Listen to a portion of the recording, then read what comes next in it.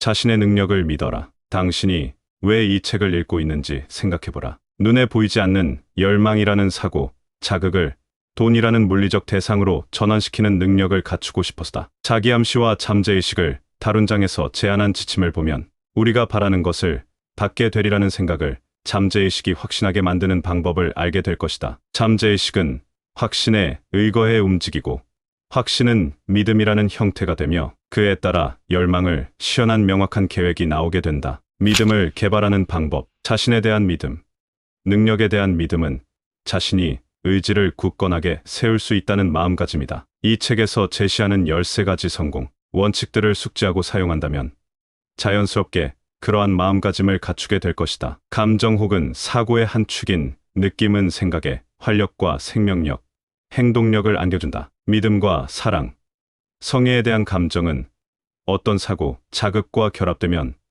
더 큰 행동력을 발휘하게 만든다. 어떤 생각이든 자기 능력에 대한 완벽한 믿음과 결합되면 그 즉시 그것과 동등한 물리적 형태로 바뀌게 된다. 애석하게도 믿음만이 사고를 자극하는 것은 아니다. 감정, 특히 부정적인 감정 역시 같은 역할을 한다. 그러니까 부정적이거나 파괴적인 생각 역시 잠재의식을 통해 물리적 형태로 나타날 수 있다는 말이다. 한 유명한 범죄 심리학자는 이렇게 설명한다. 처음 죄를 저질렀을 때 사람들은 그 사실을 불편해합니다. 그 범죄 상황을 지속하게 되면 점차 익숙해지고 그걸 견뎌내게 됩니다. 오랫동안 범죄를 저지르게 되면 마침내 그것을 수용하고 아무 영향도 받지 않게 되지요. 부정적인 생각 역시 충분히 반복적으로 잠재의식에 새겨지면 마침내는 그것을 사실로 받아들이고 무의식적으로 그 생각을 실행하게 된다. 이때 잠재의식은 가급적이면 가장 실용적인 방식으로 물리적 형태로 바꾼다. 그토록 많은 사람들이 불운을 탓하는 기이한 현상이 벌어지는 것은 이 때문이다. 수백만의 사람들이 불운이라고 불리는 인력으로 통제할 수 없는 힘으로 인해 자신이 가난뱅이의 실패자가 될 수밖에 없었다고 믿는다. 하지만 사실 불운을 만든 사람은 다름 아닌 자기 자신이다. 불운에 대한 부정적인 믿음이 잠재의식의 선택을 받아 물리적 형상을 갖추게 된 것이다. 믿음은 잠재의식이 활동하게 만든다. 다시 한번 강조하겠다. 어떤 열망이든 잠재의식에 불어넣을 수 있고 그럼으로써 물리적 혹은 재화적 이득을 취할 수 있다. 우리가 기대하는 일 혹은 믿는 일이 실제로 일어나기 때문이다. 잠재의식은 가용할 수 있는 가장 직접적이고 실용적인 방식을 통해 물리적 등가물로 변환된다. 믿음이 명하는 일은 그게 무엇이든 실행될 것이다. 자기암시의 마법, 스스로에게 어떤 말을 반복하면 그 말이 참이든 거짓이든 믿게 된다. 거짓말을 거듭하다 보면 마침내는 그 거짓을 진실로 받아들이고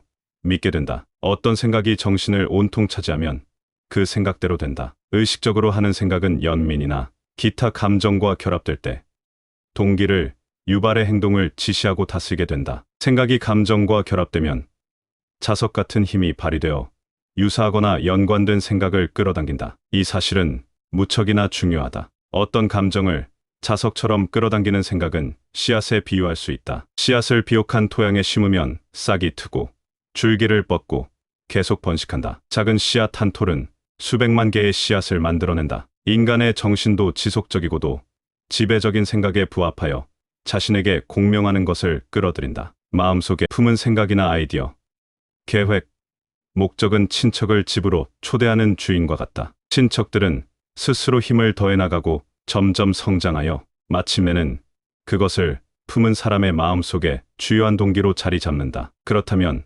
아이디어나 계획 혹은 목적의 씨앗을 어떻게 마음에 심을 수 있을까?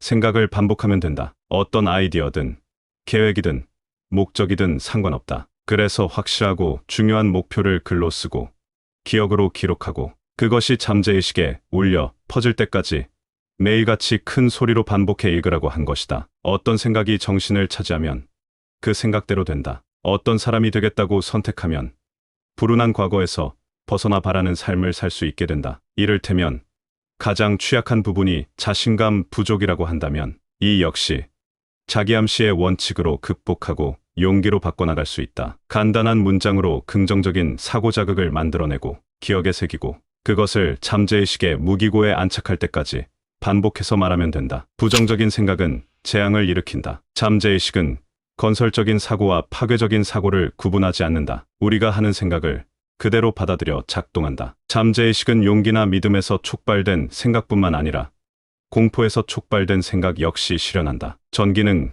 건설적으로 사용하면 산업의 방향을 바꾸고 유용하게 쓰이지만 마찬가지로 잘못 사용되면 생활에 해를 끼치기도 한다. 자기암시의 법칙 역시 우리를 평화롭고 부유하게 만들어줄 수도 있고 비참과 실패, 죽음의 골짜기로 떨어뜨릴 수도 있다. 어느 쪽인지는 우리가 자기암시에 관해 얼마나 잘 이해하고 이를 활용하느냐에 달려있다. 마음이 공포와 의심으로 가득하다면 무한지성의 힘에 접촉하여 사용하는 자신의 능력에 의구심을 품으면 그 힘을 사용할 수 없다. 자기암시의 법칙은 불신과 의심 역시 똑같이 받아들여 그것을 물리적 현실로 바꾼다. 믿음의 힘에 관한 증거를 보고 싶다면 그것을 실행한 사람들이 이뤄낸 성취를 보면 된다. 그 목록의 가장 꼭대기에는 예수 그리스도가 있다. 기독교의 근간은 믿음이다. 얼마나 많은 사람이 그것을 이 위대한 힘의 의미를 곡해하는지는 차치하자. 그리스도의 가르침과 행한 업적,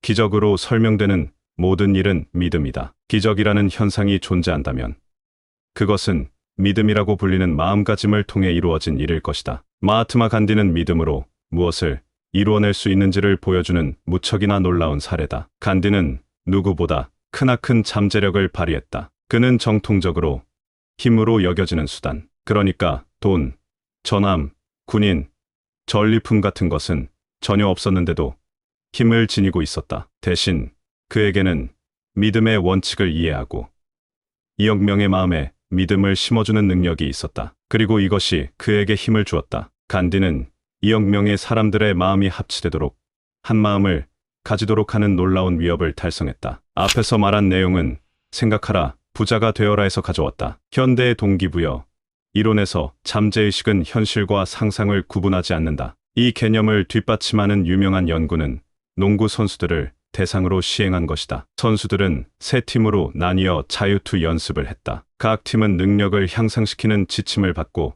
팀별로 따로 연습했다. 한 팀은 매일 골대에 자유투를 던지는 연습을 하게 했다. 두 번째 팀은 연습하지 않고 심지어 농구에 대해 생각조차 하지 말라는 지시를 받았다. 세 번째 팀 역시 연습하지 말라는 지시를 받았으나 대신 매일같이 골을 넣는 과정을 아주 상세하게 연상하는 연습을 하게 했다. 실험이 끝나고 세 팀의 기량을 다시 측정했다. 연습하지 않고 휴식을 취한 팀은 기량이 감소했다. 연습을 매일 한 팀은 뚜렷하게 기량이 향상되었다. 실제 연습 대신 상상 연습을 했던 팀은 매일 연습한 팀과 똑같은 수준으로 기량이 향상되었다. 저자 나폴레온 힐은 자기암시를 통해 잠재의식을 속일 수 있다고 말한다. 잠재의식에 확실한 아이디어를 심어주면 잠재의식이 그 아이디어를 사실로 받아들이고 움직인다는 것이다. 여기서 관건은 확실한 아이디어다. 잠재의식의 메시지를 보내려고 아무리 애를 써도 저변에 그게 먹힐까 하는 의구심이 달라붙어 있다면 잠재의식은 그 의심도 함께 받아들인다. 서로를 무효화하는 메시지들을 함께 보내는 셈이다. 그렇기에 믿음을 가지고 실행하라는 말이 중요한 것이다. 잠재의식은 그게 참인지 거짓인지, 긍정적인지 부정적인지 판단하지 않으며 투입되는 정보가 지닌 힘, 그러니까 그 생각이 얼마나 감정적이냐에 따라 반응한다. 자신의 능력을 믿고 잠재의식에 그렇게 지시하면 잠재의식이 즉시 지시를 받아들이고 움직일 것이다. 마음이 긍정적인 감정의 지배를 받으면 믿음의 정신이 일어나게 될 것이다.